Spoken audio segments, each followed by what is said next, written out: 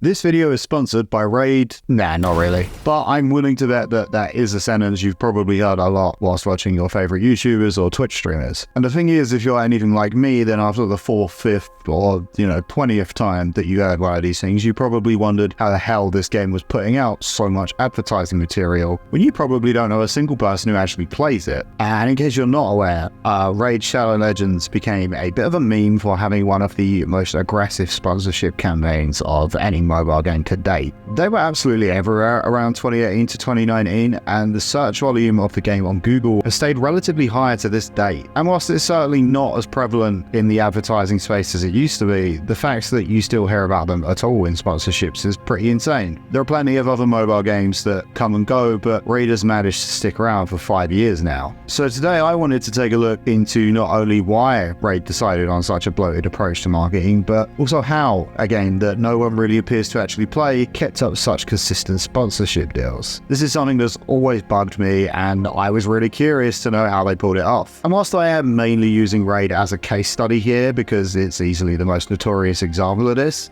is more of a video about spamming mobile game ads in general and how they keep up such aggressive marketing campaigns when it feels like nobody actually plays them. And for a little aggressive marketing campaign of our own, why don't you go ahead and hit that silly little subscribe button down there if you're enjoying the content so far. All done? Good. Let's jump into it. Vishnu is trying to persuade the prince that he should do his duty, and to impress him takes on his multi-armed form and says, "This video is sponsored by Raid Shadow Legends." So the first thing to note is that actually, yes, there are people who play these games. The Raid Shadow Legends subreddit is actually currently in the top 1% of subreddits ranked by size, and is full of players actively discussing builds and strategies and all sorts of stuff every hour of the day. Now, obviously not all mobile games are going to be reaching the same level that Raid did, but the point I'm trying to make here is that it is very easy to get wrapped up in your bubble. If you're watching this video, for example, you likely fall into the sort of culture climate where you're a gamer who likes console and PC gaming. You're probably somewhat interested in the design process of games and artistic merit and envision that goes into them because this channel has videos that speak about those things. If that's the case, you're probably between 80 to 35 years old. You're slightly older and care more about memorable experiences in games rather than just any old mindless entertainment, and games that require large financial investments to avoid hours of grinding, as many of us are happier to do when we're kids who have less games to choose from and way more time to play them. See, time gets more precious when you get a bit older, so your standards become higher and your content pool will reflect that because the internet is always listening and knows you better than you know yourself. So if a microtransaction centered mobile RPG isn't really your thing, you're going to see tweets and posts and memes from others who all feel the same way. The audience is there, you're just not really seeing it. I mean, when I was a stupid kid, I spent way more money than I should have on The Simpsons Tapped Out. This was a city builder where you rebuild Springfield, and this worked for them because one kid played it and had a cool town, so then another kid started playing it, and soon another, and eventually if you wanted to be one of the cool kids at my school, you had to have the coolest town on The Simpsons Tapped Out. It sounds silly, but that was kind of how it was for a while. And free-to-play games do grow in these niche, smaller, or focused communities like kids at school, and soon enough, every bit of money that they get from their parents or part-time jobs is probably going straight to these apps because they're addictive, right? And kids especially have very addictive personalities, they just don't fully grasp the consequences of addictive behavior yet. And it actually leads really nicely into point number 2, which is about gambling. So far we've covered exactly how these games garner an audience and explained why it might be an audience that you don't really see either in your day-to-day life or on your curated social media bubbles. But how exactly does Raid make so much money? Sure, young impressionable minds spending their pocket money helps, but that only goes so far. It doesn't justify the kind of ad campaigns that Raid was putting out, right? Well, this is where gambling terminology comes into play. In gambling, consumers are broken up into different size customer bases named after sea life, and they all translate over to the free-to-play gaming model really well. Minnows make about half of the population and are people who spend minimal time with a free-to-play game. Dolphins are a slightly smaller percentage of the population at around 40. They will usually spend a small to moderate amount of money on a free-to-play game, but nothing absurd. Do it in front of the mirror to see what we look like when we do that new dance step.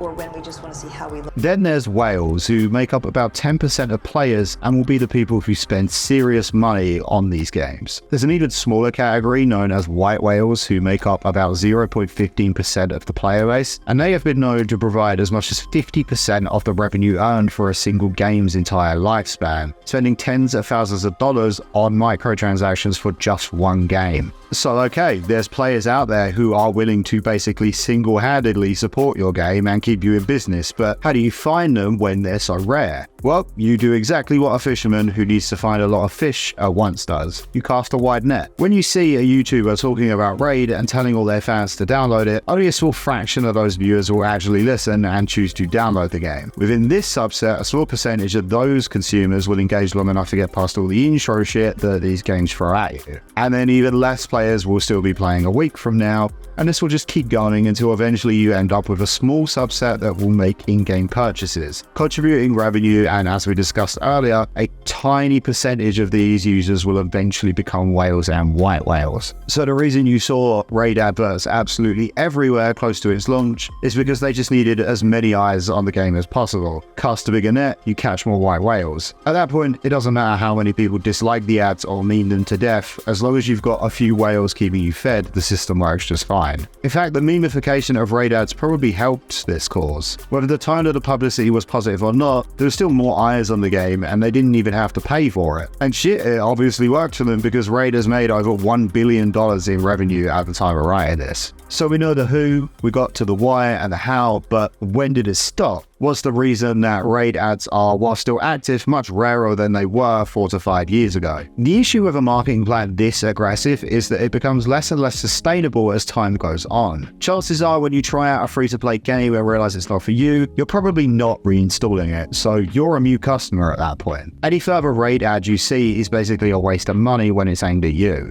And it stands to reason that the longer you advertise this aggressively, the less new faces there are to absorb your advertisements. Most of the people watching either already play your game, tried it and are done with it, or decided never to install it in the first place a long time ago. So to reach new audiences, you have to run campaigns in different places or for much longer than before, and that all costs more money. Money you're now seeing less of back because you've already fished the ocean dry. At some point then, it becomes favourable to just be content with the whales you have, instead of wasting all your time and money looking for more. You operate on a scaled back search that nets you fewer whales, but saves you a lot of money in new nets. So yeah, that's why you don't see Raid around much anymore, and why they were absolutely everywhere at the beginning of 2018 and 2019. They're definitely still around, and a quick browse of their subreddit will show you the game is thriving. They just don't need to be fishing quite so often nowadays.